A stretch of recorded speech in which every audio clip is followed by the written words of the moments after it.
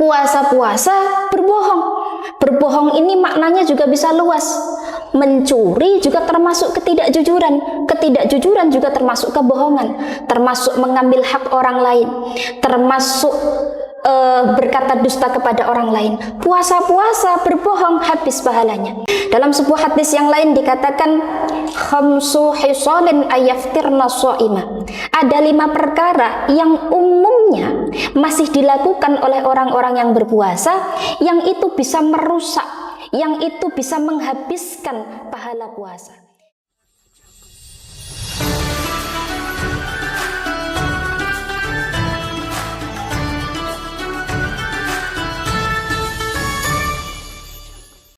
Assalamualaikum warahmatullahi wabarakatuh.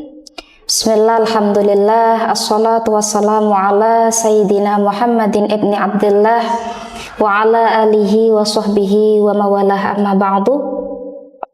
Qala Rasulullah sallallahu alaihi wasallam, man shoma ramadhana imanan wa ihtisaban ghufira lahu ma taqaddama min dhanbihi. Ma'asyiral muslimin wal muslimat, para pemirsa, para santri dan alumni Pondok Pesantren Darul A'mal rahimakumullah.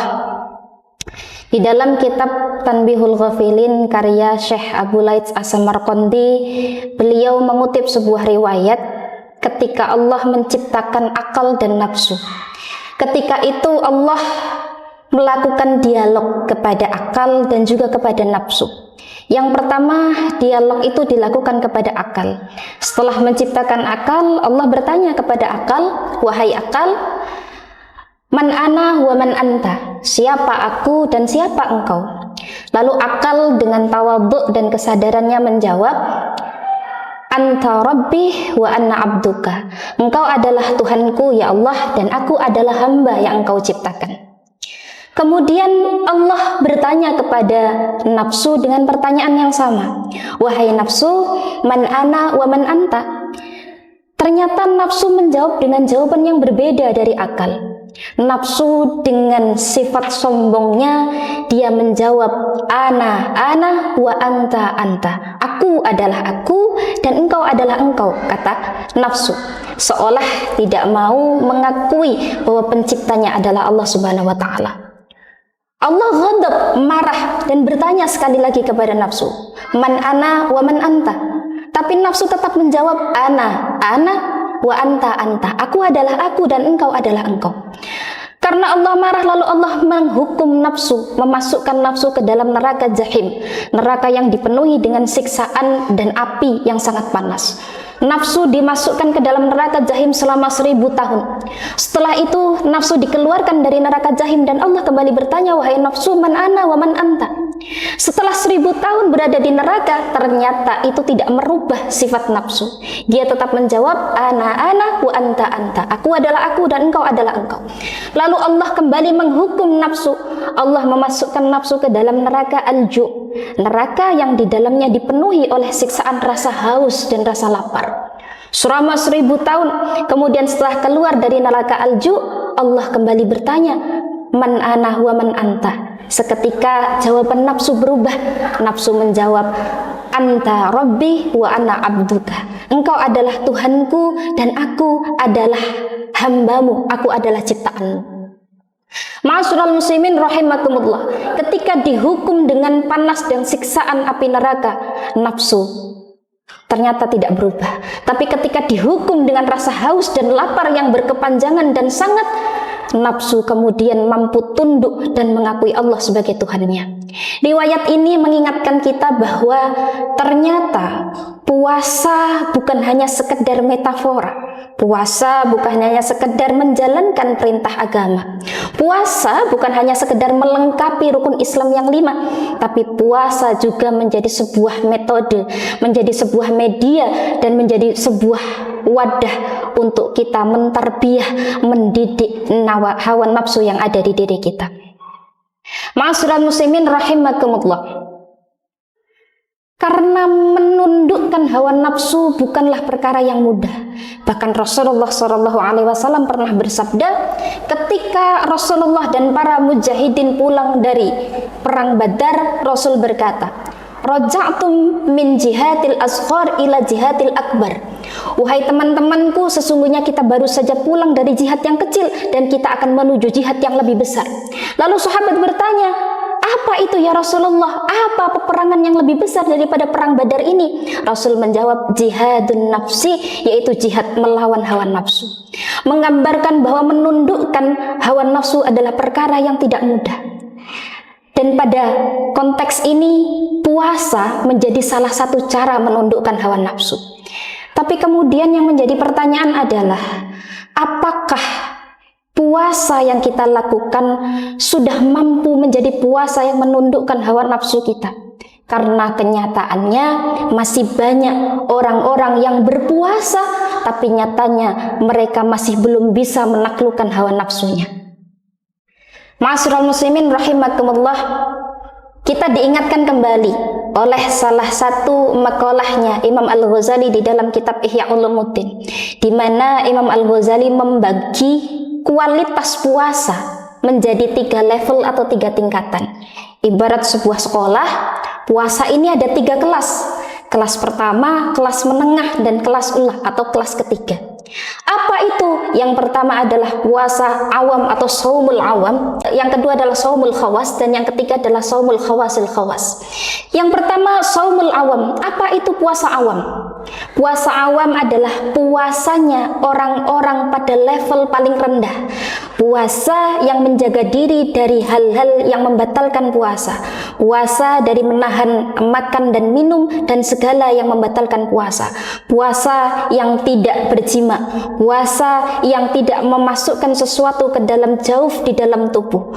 Puasa yang tidak muntah dengan sengaja. Puasa yang sah secara syariat adalah levelnya puasa yang pertama, yaitu puasanya orang awam. Ibarat istilah, ada orang setelah sholat subuh dia tidur sepanjang hari, kemudian bangun-bangun sudah berbuka puasa, maka ini adalah gambaran puasa di level awal. Puasa yang sah secara syariat, memang sah karena tidur tidak membatalkan puasa. Bahkan dalam sebagian riwayat dikatakan tidurnya orang puasa adalah beribadah. Akan tetapi puasa yang hanya diisi oleh tidur saja adalah puasanya orang awam, puasa yang tidak mendapatkan banyak keberkahan, puasa yang tidak mendapatkan kebermanfaatan, bahkan puasa yang tidak mendapatkan keutamaan. Maka ma'asyiral muslimin, kita harusnya bisa naik lebih tinggi dari level puasanya orang awam. Mungkin puasa ini masih relevan bagi mereka yang baru belajar puasa, atau bagi anak-anak yang baru pada tahap memulai puasa. Tapi kita sebagai kaum santri, kita sebagai kalangan pesantren, tentunya sebagai orang yang sudah mengkaji ilmu agama lebih jauh, kita harus bisa meningkatkan kualitas puasa kita menjadi kelas 2, yaitu puasa shaumul khawas, puasa yang lebih tinggi tingkatannya. Apa itu? Puasa yang tidak hanya menahan diri dari hal-hal yang membatalkan secara syariat, tapi juga menahan diri dari hal-hal yang membatalkan pahala puasa secara hakikat. Puasa yang bukan hanya perutnya yang puasa, tapi juga lisannya ikut berpuasa. Telinganya ikut berpuasa dari mendengarkan sesuatu yang buruk. Tangannya ikut berpuasa dari mencuri, mengambil, merampas hak orang lain. Kakinya ikut berpuasa dari berjalan menuju tempat maksiat. Bukan hanya tenggorokannya yang berpuasa dari rasa dahaga, tapi juga berpuasa lisannya dari mencaci, mencela, ghibah, dan membuka aib orang lain. Sebagaimana dalam satu hadis dikatakan, Rasulullah SAW bersabda, "Fakam min shaimin laisa lahu min siyamihi illal ju'i wal atusi." Berapa banyak orang-orang yang berpuasa, tapi di dalam puasanya dia tidak mendapatkan apapun selain rasa haus dan rasa dahaga. Maka tentunya kita tidak ingin puasa kita hanya di level ini. Kita harus meningkatkan bagaimana puasa kita juga bisa menghindari dari hal-hal yang membatalkan pahala dan keutamaan puasa. Dalam sebuah hadis yang lain dikatakan, khamsu hisalin ayaftirna shaimah. Ada 5 perkara yang umumnya masih dilakukan oleh orang-orang yang berpuasa, yang itu bisa merusak, yang itu bisa menghabiskan pahala puasa. Yang pertama, al-ghibatu, ghibah, bergosip, ngerasani puasa-puasa menunggu waktu berghibah, habis sudah pahalanya. Ghibah bukan hanya ghibah secara langsung, bahkan di zaman yang sudah canggih saat ini ghibah dilakukan tidak hanya secara langsung, tapi ghibah juga dilakukan secara online. Ghibah dilakukan secara virtual, ghibah dilakukan melalui media sosial. Mungkin tidak bertemu secara fisik, tapi membicarakan aib orang lain di dalam grup-grup WhatsApp, membicarakan aib orang lain di dalam kolom-kolom komentar media sosial, dan itu adalah bagian dari perilaku ghibah. Orang-orang yang puasanya diisi dengan membicarakan orang lain, maka dia tidak lain adalah orang yang hanya mendapatkan lapar dan dahaga, habis sudah hilang pahalanya. Kemudian yang kedua, al-kadzibu, berbohong. Puasa-puasa berbohong. Berbohong ini maknanya juga bisa luas.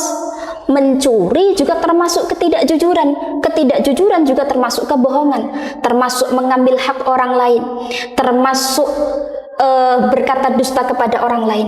Puasa-puasa berbohong, habis pahalanya. Kemudian yang ketiga adalah an-namimatu, adu domba, ya. Atau kalau bahasa sekarang memprovokasi. Kepada si A ngomong begini, kepada si B ngomong begitu. Akhirnya karena omongannya si A dan si B berantem, berkonflik, ya, menjadi api pada konflik orang lain. Itu adalah sifat yang dibenci oleh syariat. Orang yang berpuasa kemudian melakukan adu domba, maka habis, hilang sudah pahalanya. Kemudian yang keempat adalah wal al-yaminul kadzib, bersumpah dengan sumpah yang palsu. Sama dengan berbohong tadi, sumpah tapi didasarkan pada kedustaan, maka itu menghilangkan pahala puasa. Lalu yang terakhir adalah an-nadhru bisyahwat, melihat sesuatu, melakukan sesuatu didasarkan pada nafsu syahwat, itu bisa merusak pahala puasa. Puasa-puasa alasannya mengisi waktu, nonton film, tapi yang ditonton adegan dewasa, kemudian di dalam menonton itu terjadi munculnya syahwat, rusak sudah pahala puasanya. Puasa-puasa chattingan dengan ayangnya, dengan gebetannya, yang kemudian di dalam obrolannya, kemudian video call, ada unsur-unsur syahwat, hilang sudah pahalanya. Dan hal-hal lain yang itu didasarkan pada nafsu syahwat. Ma'asyiral muslimin rahimakumullah. Tentunya puasa yang khawas ini adalah puasa yang bukan hanya menahan dari sesuatu yang membatalkan, tapi sesuatu yang diharamkan. Kalau ini mampu kita lakukan, kalau kita mampu berpuasa pada level shaumul khawas ini, maka apa kata Nabi? Man shoma ramadhana wajtanabal harama fihi radiya anhu al-rahmanu wa aujaba lahu al-jinan. Kata Nabi, barang siapa yang berpuasa dan dalam dia berpuasa meninggalkan segala yang diharamkan. Yang diharamkan itu bukan hanya 5 yang tadi kita bahas, tapi apapun yang itu diharamkan oleh syariat, ketika itu kita tinggalkan di dalam berpuasa, ya. Contoh, puasa-puasa ngeslot, main judi online, judi darat, habis sudah pahala puasanya. Makanya kata Nabi, kalau kita mampu menjadi orang yang berpuasa dan meninggalkan hal-hal yang diharamkan, apa kata Nabi? Radiya anhu ar-Rahman, maka Allah zat yang maha rahman akan meridhai orang ini. Wa aujaba lahu al-jinan, Allah mewajibkan loh ini ya, bukan hanya mempersilahkan. Allah bukan hanya mempersilahkan kita masuk surga, bahkan Allah mewajibkan orang-orang seperti ini masuk ke dalam surganya Allah Subhanahu wa taala.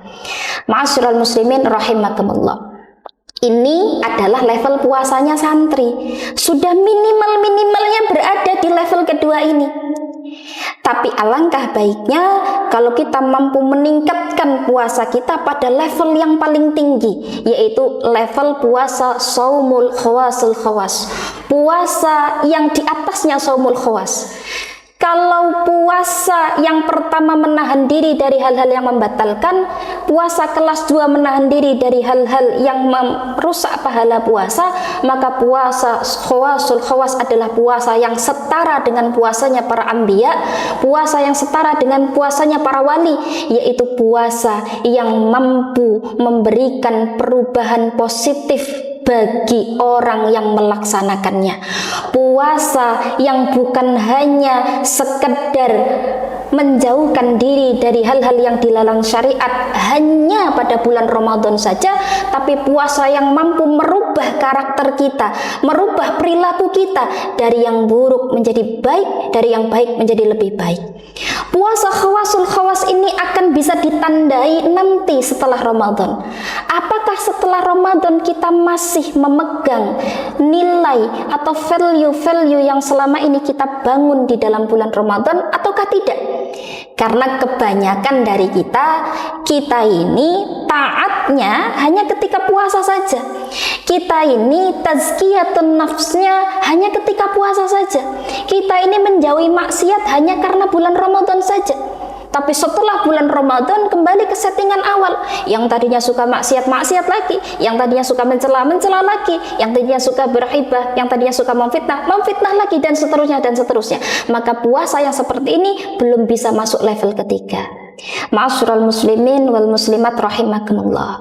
Maka mari bersama-sama kita berupaya, manistata'tum kata Allah, upayakanlah semaksimal mungkin dalam ketakwaanmu. Semaksimal itu bukan apa adanya, semaksimal itu bukan seadanya, tapi semaksimal mungkin yang kita mampu. Hadirin ma'asyiral muslimin rahimakumullah. Kalau ini mampu kita lakukan, maka fa insyaallah kita akan mampu mencapai tujuan dari puncak tertinggi tujuan puasa, sebagaimana yang difirmankan oleh Allah Subhanahu wa taala, ya ayyuhalladzina amanu kutiba alaikumusiyam kama kutiba alal ladzina min qablikum la'allakum tattaqun. Jadi puncak tertinggi dari tujuan berpuasa adalah la'allakum tattaqun, menjadi orang-orang yang bertakwa. Dan orang takwa ini ditandai oleh apa? Orang takwa ini ditandai oleh yang pertama, melaksanakan segala perintah agama. Yang kedua, meninggalkan segala larangan agama.